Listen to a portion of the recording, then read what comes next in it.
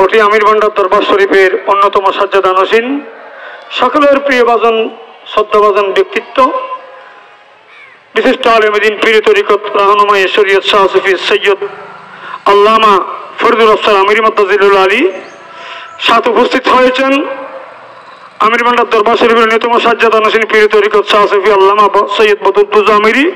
আমি হুজুরকে সামনে আসার জন্য অনুরোধ করব। গৌসে আমির মঞ্জিলের নাইবে সাজ্জাদানসীন প্যারে আমির ভান্ডারি মাদ্দাজিলুল আলী সুযোগ সাহেবজাদা মুফতি মৌলানা দৌলতুজ্জামান আমিরি মাদ্দাজি ওনাকেও সামনে আসার জন্য অনুরোধ করব। আপনারা জানেন মানুষ মরণশীল। কোরআন কারীমে মহান আল্লাহ তার পবিত্র বাণী দিয়ে আমাদেরকে সতর্ক করেছেন। আল্লাযী খালাকাল মাউতা ওয়াল হায়াতা, পরীক্ষার খাতার মতো পরীক্ষায় যে খাতা যিনি ভালো লিখবেন সে বহুটাকা ক্লাস পাবো, আর যে খারাপ লিখবেন তার রেজাল্ট এত সুন্দর হবে না। এটাও সেম, মানুষ তো এখানে পড়াশাইছেন, কর্ম করবে, সংসার করবে, আল্লাহর জিকিরে ইবাদত করবে, ওলি আল্লাহর সান্নিধ্যে যাবে, এগুলো নিয়ে এসে চলে যাবে। যাওয়ার ক্ষেত্রে তার যদি ইমান আনার পথে যদি নেক কাজ করে এগুলি তার সাথে থাকে, এগুলো তার সবার ক্ষেত্রে এগুলো প্রয়োজন। আমি একটা সূত্র মাথা আপনাদের মতো গত সময় আমি বলেছি, আমাদের দেশে জানাজা পড়ার বরণকে বলে তো মুখ দেখা যাবে না, মুখ দেখা যাবে না। এমন একটা হাদিস গত সময় খুতবায় ছিল, যারা কথায় বার্তারা সত্য মিথ্যা বলত, কোরআন হাদিসের অপব্যাখ্যা করত, আছে একটা মানুষ কি বুঝে একটা মিথ্যে রাষ্ট্র নিত, এতেকালের পর তার চেহারা কালো হয়ে যাবে, এই বইয়ে তার চেহারা আর দেখাই না। মোল্লারা ফতোয়া দিল যে মুখ দেখে যাবে না, যাতে কি হয়ে যাবে, উজলা হয়ে যাবে। জানেন, দুজনে জানেন, মদিনাওয়াল সদর সাহেবের মসজিদ ৯৬ অক্টোবরে জুমা মসজিদ হিসাবে উদ্বোধন হয়।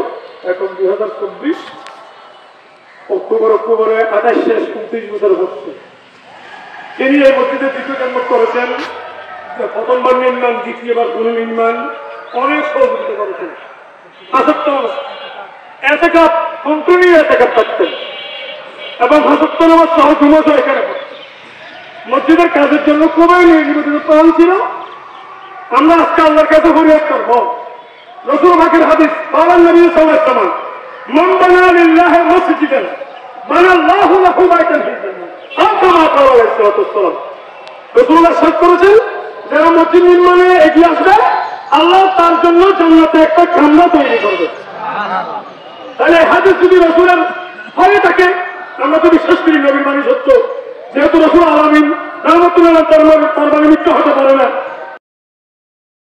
এই মসজিদ নবীর রহমান সরকারের জন্য নেতা করেছিল।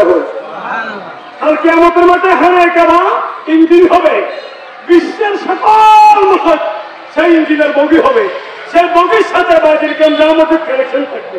এই কানেকশনের প্যাসেঞ্জার হিসেবে সেটা লাগবে।